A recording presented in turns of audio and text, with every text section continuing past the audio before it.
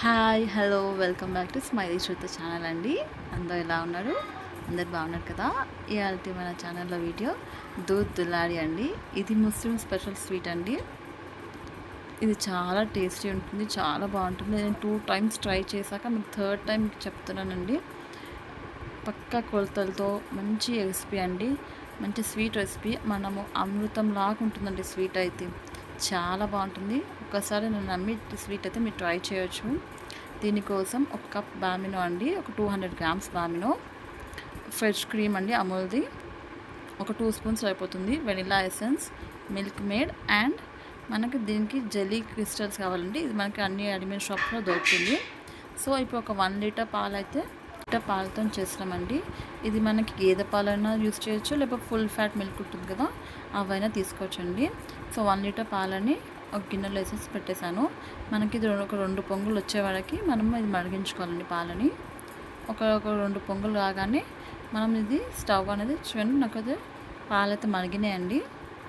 So ఇప్పుడు నేను ఒక cup Bambino, just 200 grams of Bambino, 1 litre పాలకి మనకు 200 గ్రామ్స్ ఆఫ్ బామినో సరిపోతుంది. బామినో వేసేసి మంతా మిక్స్ చేసుకోవాలి. మనకి బామినో అనేది 70% కుక్ అవుతే చాలండి, ఎక్కువ కుక్ అవ్వాల్సిన అవసరం లేదు. ఒక 70% కుక్ అవ్వగానే మనం ఈ స్టవ్ అనేది సిమ్లో పెట్టేసుకోవాలి. సిమ్లో పెట్టేసుకొని నేను చూపిస్తాను చూడండి. ఇంకా నేను చూసాను ఆల్రెడీ కుక్ అవ్వలేదు, ఇంకొక 5 మినిట్స్ అయితే మరిగించానండి. సో ఇప్పుడు చూడండి, ఇప్పుడు నాకు ఆల్రెడీ 70% అయితే కుక్ అయిపోయిందండి. చాలా వేడిగా ఉంది కాబట్టి నేను పట్టుకోలేకపోయాను. చూడండి 70% కుక్ అయిపోయింది. సో ఇప్పుడు నేను స్టవ్ సిమ్లో పెట్టేసి, మనం దీంట్లో షుగర్ అనేది అసలు యాడ్ చేయొద్దండి. షుగర్ వేస్తే మనకి పాలలో మనకి టెక్స్చర్ కన్సిస్టెన్సీ అనేది రాదు. సో దానికోసం మనం మిల్క్ మేడే వేయాలండి.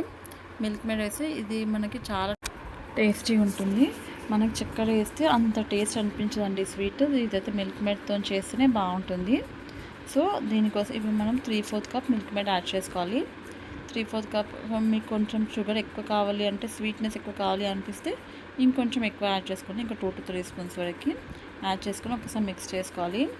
మిక్స్ చేసుకొని ఒక 5 మినిట్స్ వరకు దీన్ని కుక్ అవ్వనివ్వాలండి. మనకు కలర్ అనేది చేంజ్ అవుతుంది. నాకైతే గుమగుమ స్మెల్ కూడా చాలా బాగుంటుందండి మిల్క్ మేడ్ వేసినందుకు.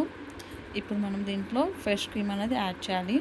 ఒక 2 to 3 స్పూన్స్ వరకు ఫ్రెష్ క్రీమ్ అయితే యాడ్ చేస్తున్నానండి. ఒక 2 to 3 స్పూన్స్ వరకు.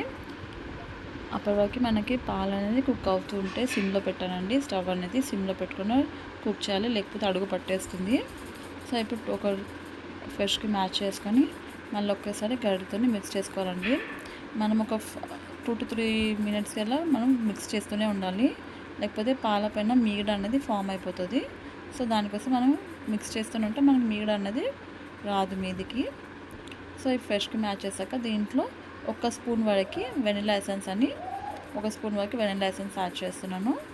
ఇందులో మీరు ఇష్టమైన ఫ్లేవర్స్ ఏమైనా వేసుకోవాలనుకుంటే అది కూడా వేసుకోవచ్చండి. నేనైతే వెనిలా వేసాను.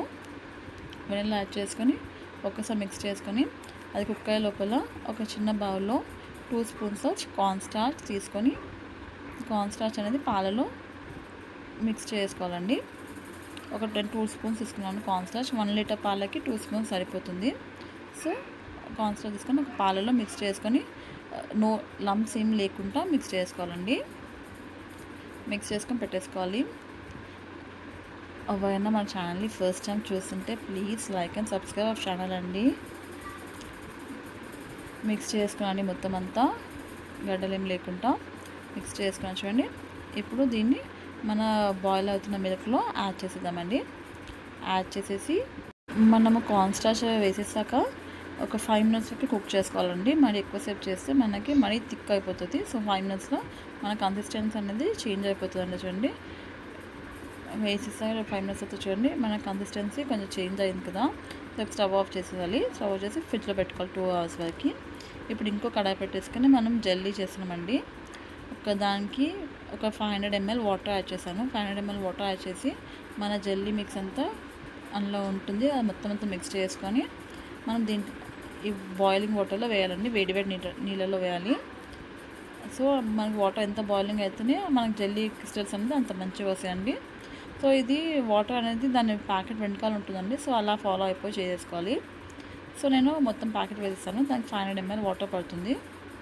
సో ఇది మనం ఒక మొత్తం షుగర్ అంతా మెల్ట్ అయ్యే వరకు మనము దీన్ని కుక్ చేయాలి. మనకి ఒక 5 minutes షుగర్ మొత్తం మెల్ట్ అయిపోతుంది. ఎక్కువసేపు స్టవ్ ఆఫ్ చేసుకొని జెల్లీ మిక్స్చర్ ప్లేట్లో వేసుకోవాలండి. దగ్గరకు పెట్టి వేయాలి, లేకపోతే ఇట్లా బబుల్స్ అని వస్తుంది. మనం వెంటనే చేయకపోతే బబుల్స్ అనేది స్టిక్ అయిపోతుంది. సో తొందరగా వేసేసుకొని ఒక 1 hour అట్లా వదిలేయాలండి. 1 hour తర్వాత కట్ చేస్తున్నా చూడండి. మనకి మొత్తం అంతా క్యూబ్స్లా కట్ చేస్తున్నాను.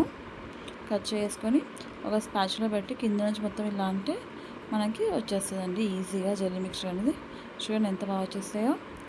మొత్తం అంతా ఇలా తీసేసుకొని ఒక ప్లేట్లో పెట్టుకొని పక్కకు పెట్టేసుకోవాలి.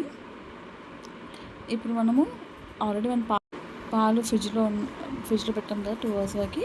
పాలు అయితే తీసేస్తానండి బయటికి.